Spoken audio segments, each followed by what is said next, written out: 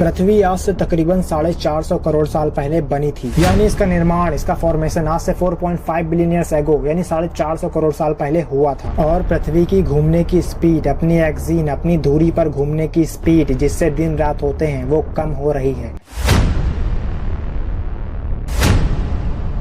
नमस्कार, मैं हूं सैफ और स्वागत करता हूं आपका इस नए वीडियो में। Age of the earth. हमारी पृथ्वी की एज 4.5 बिलियन ईयर्स है, यानी हमारी पृथ्वी का निर्माण 450 करोड़ साल पहले हुआ था। अब आपके मन में एक सवाल आया होगा कि साइंटिस्ट ने पृथ्वी की एज कैलकुलेट कैसे की होगी। तो मैं आपकी जानकारी के लिए बता दूं कि किसी भी प्राचीन या पुरातन चीज की एज पता करने के लिए साइंटिस्ट एक टेक्निक का यूज करते हैं जिसे कहते हैं रेडियोमेट्रिक डेटिंग। इस टेक्निक में साइंटिस्ट किसी पत्थर या मटेरियल की एज पता करते हैं जिससे ये मालूम होता है कि वो ऑब्जेक्ट या प्लैनेट कितने समय पहले बना होगा। इससे आप समझ गए होंगे कि पृथ्वी पर जो सबसे पुराना पत्थर मिला है उसकी एज 4.5 बिलियन ईयर्स यानी 450 करोड़ साल है, जो कि हमारी पृथ्वी के फॉर्मेशन के टाइम का है। जिससे हमें ये पता चलता है कि हमारी पृथ्वी की एज 4.5 बिलियन ईयर्स यानी 450 करोड़ साल है। नंबर 2, टेम्परेचर ऑफ द अर्थ। वैसे तो धरती की नॉर्मल टेम्परेचर 16 डिग्री सेल्सियस है, पर अर्थ पर ऐसे बहुत सारे प्लेसेस मौजूद हैं जहां पर टेम्परेचर बहुत ज्यादा डिफर करता है। 10 जुलाई 1913 इस डेट को अब तक का सबसे हाईएस्ट टेम्परेचर, जो कि यूनाइटेड स्टेट के डेप्थ वैली में रिकॉर्ड किया गया है, 56 डिग्री सेल्सियस है। अगर लोएस्ट टेम्परेचर की बात की जाए तो वो -39.2 डिग्री सेल्सियस है, जो कि 12 जुलाई 1983 को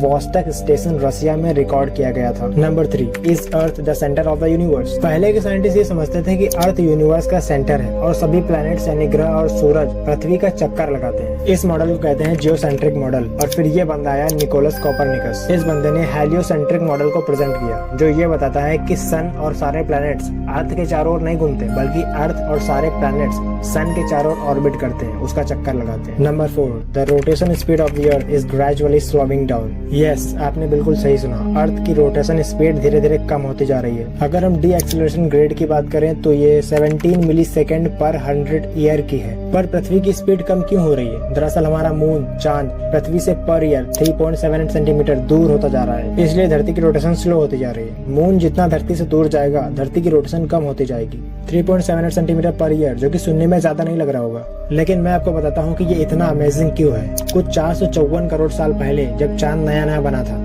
उस टाइम चांद धरती के बहुत पास था, तो उस समय धरती का एक दिन 6-7 घंटे का होता था। लेकिन आज 450 करोड़ साल बाद, क्योंकि चांद धरती से दूर खिसकता गया और धरती की रोटेशन स्पीड कम होती गई, तो आज धरती का एक दिन 24 घंटे का होता है। अगर फ्यूचर की बात करें तो फ्यूचर में भी धरती की रोटेशन स्पीड कम होती रहेगी, जिससे कि 14 करोड़ साल बाद धरती का एक दिन तकरीबन 25 घंटे का होगा।